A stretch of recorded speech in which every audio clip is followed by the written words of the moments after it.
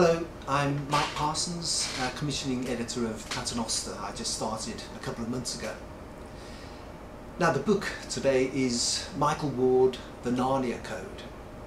You may remember that Michael Ward had a documentary on the BBC which was viewed by over 2 million people called The Narnia Code, and that in itself was an offshoot of his PhD, his academic book called The Planet Narnia, which sold 20,000 copies.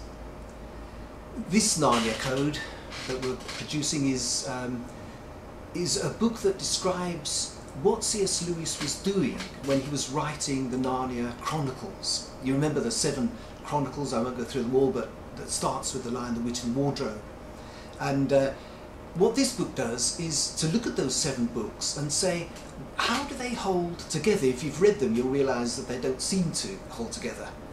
And why does Father Christmas, for example, come into that first volume? And Michael Ward looks at them and sees that they are consistent, that they do hold together. And the thing that holds them together, I won't spoil the secret of the book, but the thing that holds them together is that C.S. Lewis said that they were all about Christ. How are they about Christ? Well, Michael Ward looks at the medieval astronomy, how they looked at the stars and the planets, so a subject that C.S. Lewis was really interested in and fascinated by. And he sees the characteristics of these 7 planets within those 7 novels.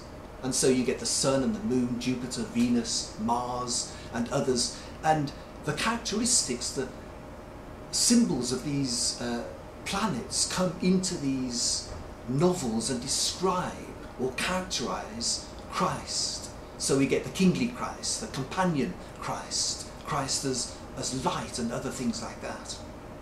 Now this is a really accessible, readable book, and the thing that you end up with is not simply, oh, I now know the secrets of the Narnia Chronicles, but what you really end up with is I know what C.S. Lewis thought of Christ. I know something more of Lewis's faith. His favourite psalm begins, "The heavens declare the glory of God." And Michael Ward shows how the heavens show something of God, of Christ, within these novels and hold them together and portray Christ to the audience.